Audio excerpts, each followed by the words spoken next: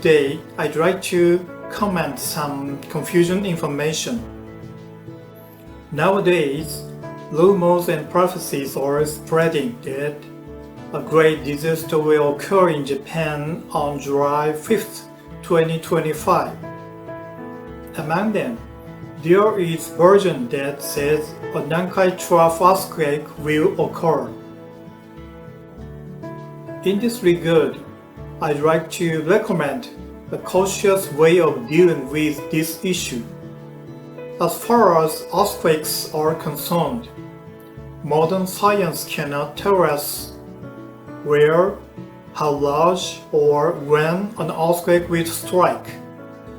Therefore, if you keep making predictions such as it will happen on August 13th, it should happen on September 21st, or it might happen on October 2nd, you will be right on target by chance.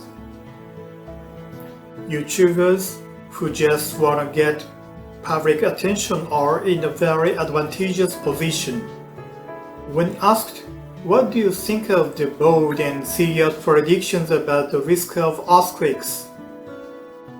I believe that as far as I respect scientific position, the honest answer is I will not know until the time comes whether the predictions will come true or not.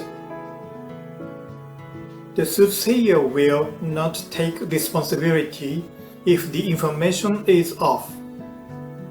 They will never admit that the information was wrong. There are many excuses, such as actually there was a very small earthquake, or God moved the timing of the earthquake because everyone prayed. My prophecy was correct, so you should have interpreted it differently. You made a mistake. That's all there is to it. Moreover, from a dispassionate scientist point of view, an acceptable and inconvenient effect result. In short, the prophecy will increase the public's awareness of the danger and thus advance disaster preparedness.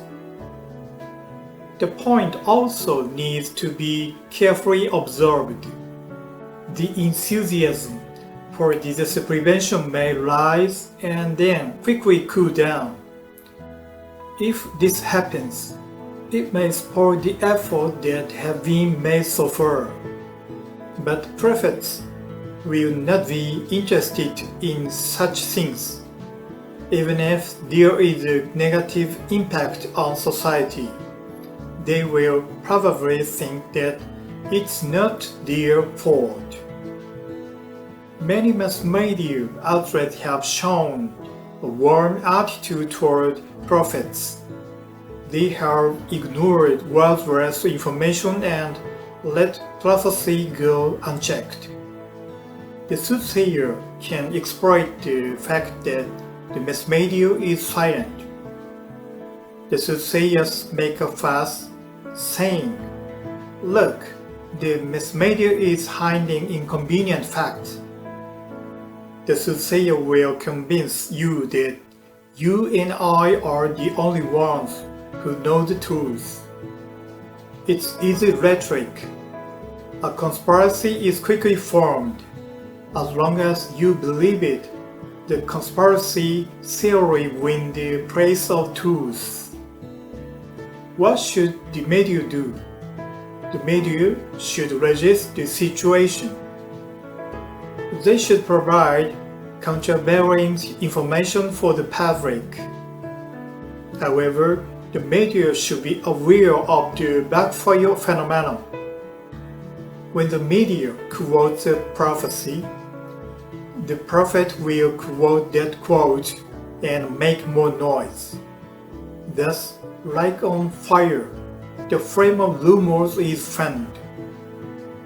After all, society requires pre-education to deal with confusing information. This is called an information vaccine. There has never been an information space in the history of mankind that is free of lies and falsehoods. If this is the case, we should acquire the tough mindset so that we will be swayed by trivial predictions.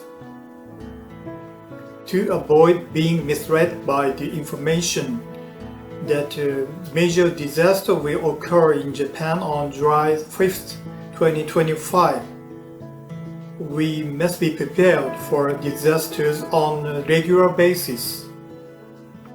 If you are prepared for major earthquakes at any time, whether or not there will be a major disaster in Japan on July 5th, 2025 will seem unimportant. And when the next version of the new prophecy comes along, you should no longer be baffled. Good job, prophets!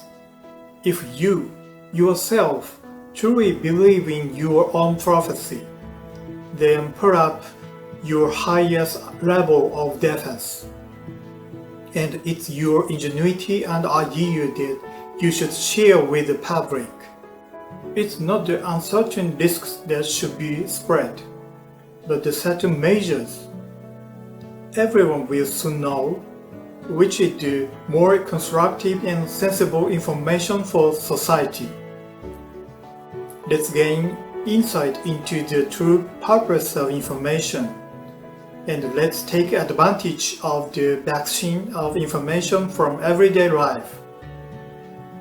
Thank you for watching.